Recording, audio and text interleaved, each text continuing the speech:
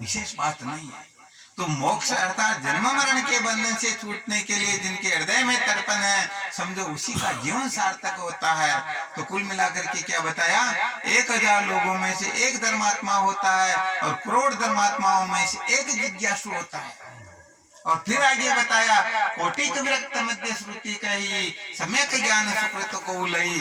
1 करोड़ जिज्ञासु जहाँ पर एकत्रित होते हैं, उनमें से एक को ही ज्ञान होता है, बाकी का क्या होता है। बाकी के लिए बताया, उनको ऐसे ऐसे अंट संट लोगों का संग मिल जाता है।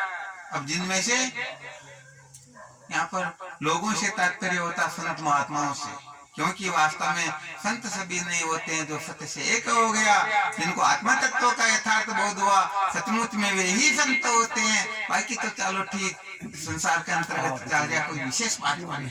तो होता है क्या कि इसमें नाना प्रकार के मत पंथ है, कौन का अटका हुआ कौन का अटका हुआ है। तो ऐसे मत पंथ में वो साधक जिज्ञासु अटक जाता है, भले ही वह जिज्ञासु है, परंतु जब तक ब्रह्मवेता महापुरुषों की कृपा प्राप्त नहीं होती है, तब तक जन्म मरण के बंधन से छुटकारा प्राप्त होता ही नहीं।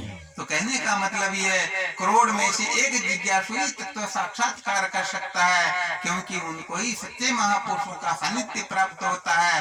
वरना आजकल ऐसे बहुत ना समझ है, अब जिनका क्या नाम लेकर के गए बेचारे पड़े हुए हैं। तो कहने का मतलब राम नाम का विरोध करते हैं, गीता भागवत का खंडन करते हैं, वेद शास्त्रों को कुछ नहीं समझते और कहते हैं इस संसार में गुरु बनने लाएगा तो केवल मात्र मैं ही हूँ, मेरे सिवाय किसी को। ठीक है या नहीं। तो कहने भले वो करोड़ रुपए का तख्ता बना करके उसके ऊपर सोता रहे, उनके शरीर को दूध से नहला करके फिर उसके दूध की सभी खीर खाते रहे, इससे किसी का कल्याण होने वाला नहीं। अरे जब तक सूर्य उदय नहीं होता है तब तक इस रात्रि का निराकरण होता ही नहीं। भले हजारों लाइट क्यों न जला लो, ना सूर्य उदय हो कभी रात्रि का निराकरण तो कभी जाते ही नहीं। इसलिए महापुरुषों की खोज करके फिर अपने स्वरूप का साक्षात्कार करना चाहिए, तब जाकर के जीवन धन्य होता है।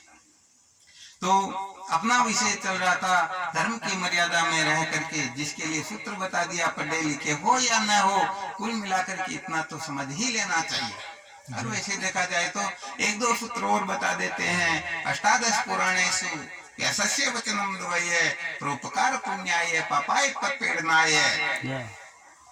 4 वेद के शास्त्र में बात मिली है, 2 सुख दीने सुख होता है, दुख दिया दुख हो। जो बोलो कहाँ पर न जाने की जरूरत है, आराम समझ में। कहने का मतलब 18 पुराणों के अंतर्गत व्यास जी महाराज ने केवल 2 बात लिखी है, परोपकार पुण्याय पापाय पपेड़नाय। अर्थात दूसरों को सुख पहुंचाने से बड़ा कोई पुण्य नहीं है और दूसरों को दुखी करने के समान कोई पाप नहीं है। अब दूसरों को दुख हो रहा या नहीं हो रहा, इसके लिए आप स्वयं विचार कर सकते हो। कैसे? जैसे आपके साथ में कोई ऐसा व्यवहार करे जिस व्यवहार से आपको दुख हो, जैसे कोई किसी को गाली निकाले, अपने को ही समझ लीजिए, अपने को अच्छा लगेगा क्या? अपने को अच्छा नहीं लगता तो फिर हम दूसरों को गाली क्यों निकाले।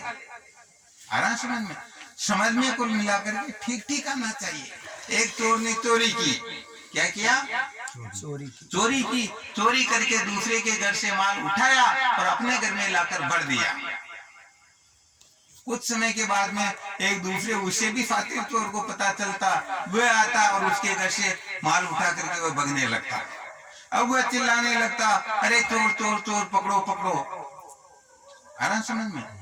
तो बात यहाँ पर समझने योग्य ये है कि आज वह उस व्यक्ति को चोर समझ रहा जो उसके यहाँ से उठा करके ले जा रहा है, परंतु जिस दिन तू दूसरे के घर से उठा कर लाया उस दिन तूने अपने को चोर समझा या साहूकार समझा। गड़बड़ घोटाला यही पर होता है। तो तुम्हारे यहाँ से ले जा रहा तुम चोर समझ रहे हो, तो जिस दिन तुम लाए उस दिन तुम भी तो परंतु अपने को साहूकार समझते, यहाँ गड़बड़ घोटाला हो जाता है। तो कुल मिलाकर के बात यह है कि दूसरों के साथ में वह व्यवहार न करे तो अपने